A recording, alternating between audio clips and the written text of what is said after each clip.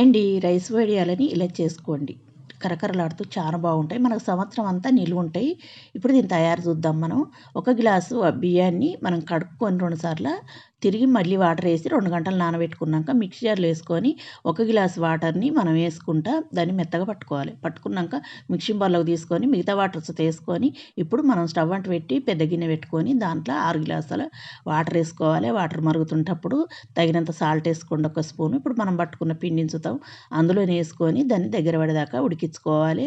మనకు ఇక్కడ టోటల్ 7 గ్లాసులు పడతాయండి. పిండి పట్టంగా 1 గ్లాసు, 6 గ్లాసులు మనం వాటర్ మరిగించుకున్నాం. ఇప్పుడు కొంచెం ఓం వేసుకొని దాన్ని అంతా అట్లా చిక్కిగా అయ్యేదాకా ఉడికించుకున్నాక స్టవ్ ఆపుకొని పూర్తిగా చల్లారినాక చిన్న చిన్న వడియాల్లాగా ఇలా పెట్టుకోండి.